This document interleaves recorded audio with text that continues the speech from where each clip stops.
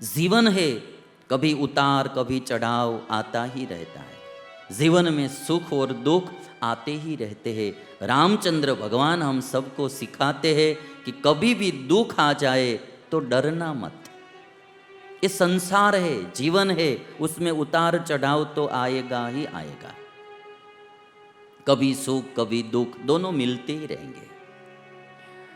और इतना बड़ा संकट आया जीवन में तो भी रामचंद्र भगवान बिल्कुल विचलित नहीं हुए, बिल्कुल शोक में डूबे नहीं है। इसीलिए किसी ने बहुत अच्छी बात बताई है कि जीवन जीना आसान नहीं होता, जीवन जीना आसान नहीं होता, बिना संघर्ष कोई महान नहीं होता। जीवन जीना आसान नहीं होता, बिना संघर्ष कोई महान नहीं होता।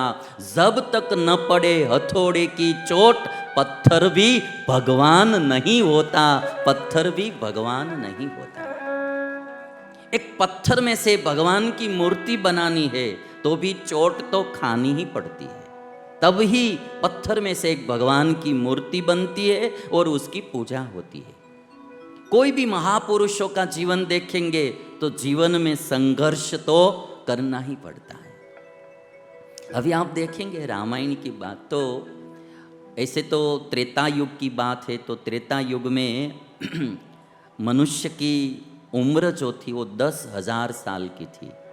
तो रामचंद्र भगवान भी करीबन 10,000 साल जिए। किंतु रामायण में आप कथा सुनेंगे तो बचपन से लेकर 14 वर्ष के वनवास की कथा ही सुनाई देगी। बाकी का जीवन जो उन्होंने जिया उसकी कोई कथा लिखी नहीं जाएगी। कथाएं वही लिखी जाती है जिन्होंने संघर्ष किया है और फिर सफलता प्राप्त की है ना। संघर्ष किया है, सफलता प्राप्त की है, वो भी पॉजिटिव मार्ग पर चलकर, नेगेटिव मार्ग पर चलकर नहीं। रामायण की कथा हमको सुनाते, हम तो थोड़ी थोड़ी छोटी छोटी चीजों में दुखी दुखी हो जाते हैं। थोड़ी सी मुश्किल जीवन में आती है तो बस अब क्या होगा क्या होगा, हम डर बहुत जाते हैं, ऐसे ही हम थक जाते हैं, मनोबल हमारा बहुत कमजोर रहता होता है। मन को मजबूत रखना, मनोबल मजबूत रखना जीवन में कभी भी, अभी अंधेरा हो जाएगा, अभी देखिए अंधेरा होने लगा है तो डर नहीं जाना चाहिए, शांति रखना चाहिए, फिर उजाला भी हो ही जाता है। तो जीवन में सुख दुख आते हैं तो कभी दुखी नहीं होना। 2-3 चीज मैं बताऊंगा।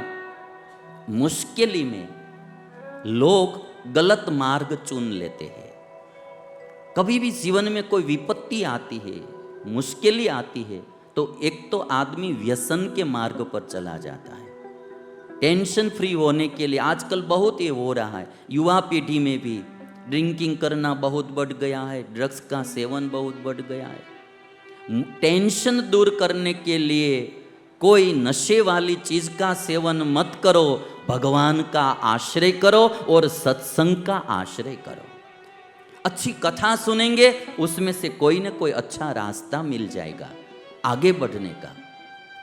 एक नशे का सेवन कर लेते हैं लोग, दूसरा गलत मार्ग चुन लेते हैं मुश्किल में कि हमको बस अब पैसे वाला बनना है, तो कोई न कोई गलत रास्ता, अनीति का रास्ता चुन लेते हैं। कैसे भी मैं पैसा वाला हूँगा, गलत मार्ग है, वो भी नहीं चुनना चाहिए। नशे का मार्ग भी नहीं चुनना चाहिए और ये पाप का मार्ग भी नहीं चुनना चाहिए।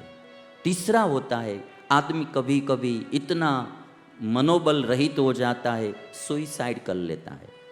मरना भी नहीं चाहिए। ईश्वर ने हमको मनुष्य तन दिया है, कभी भी आत्मघात करना नहीं चाहिए, मरना नहीं चाहिए कभी भी।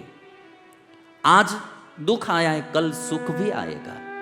मैंने इस दुनिया में ऐसे ऐसे लोग देखे हैं कि जिसके जीवन में कोई प्रकार का सुख नहीं होता है, फिर भी वो संघर्ष करता जाता है और एक दिन ऐसा आता है कि सुख की कोई कमी ही नहीं रहती है। इसलिए कभी भी एक लड़का 12वीं, अभी आजकल तो पढ़ाई करने वाले बच्चे भी यदि मार्क्स ठीक से नहीं आते हैं तो सुइसाइड कर लेते हैं। बोर्ड की एग्जाम होती है 12वीं कक्षा की, CBSE कोर्स, ICIC कोर्स कोई भी रहता है, और कहा होता है कि मैं इतना परसेंटेज लाऊंगा और नहीं आता है तो फिर सुइसाइड कर लेता है। एक 12वीं कक्षा में एक लड़का पढ़ रहा था और फिर नापास हो गया। पिताजी से कहा था कि मैं 12वीं कक्षा में 95 परसेंटेज लाऊंगा, 95 अप होगा, और मोबाइल में चढ़ गया आदमी कुछ न कुछ देखने में, तो 12वीं कक्षा में वो फेल हो गया, नापास हो गया। तो अपने मित्र से कहता है कि अब मैं मेरा मुंह मेरे पिताजी से नहीं बता पाऊंगा, मैंने बड़ी बड़ी बातें की थी और मैं 95 परसेंटेज तो नहीं ला सका, पास भी नहीं हुआ, फेल हो गया, उत्तीर्ण नहीं हुआ, अब मैं सुइसाइड करके मर जाऊंगा। तो उसके मित्र ने कहा कि तुम मूर्ख हो, मरने की बात करते हो। तो कहा क्यों?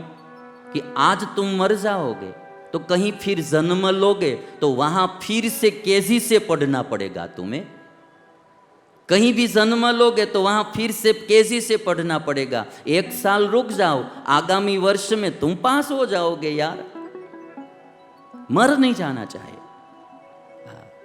हम छोटी छोटी चीजों में हम दुखी बहुत हो जाते, थिंकिंग बहुत ज्यादा करते रहते, ऐसा हो गया वैसा हो गया। ये रामचंद्र भगवान हम सबको सिखाते हैं कि जीवन में दुख तो कभी कभी अचानक ही आ जाता है, फिर भी जीवन में धैर्य रखना है, विचलित नहीं होना है, संघर्ष करते रहना।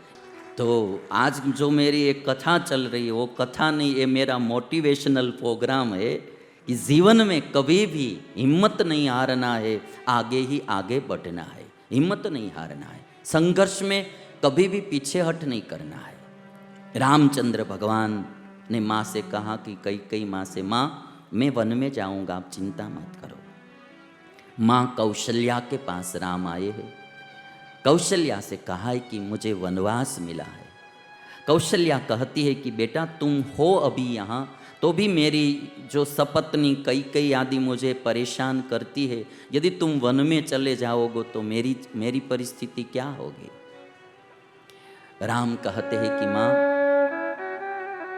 पिताजी मेरा त्याग करके अपना वचन निभाने के लिए जा रहे हैं, तो मुझे राज्य का त्याग करके मेरे पिता के वचन में सहयोग करना चाहिए।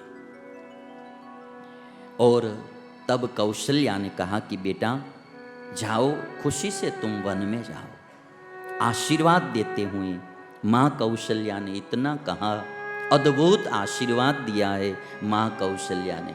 एक भारतीय नारी ही ऐसा आशीर्वाद दे सकती है, बाकी दुनिया में कोई नारी के पास ऐसा आशीर्वाद हो ही नहीं सकता।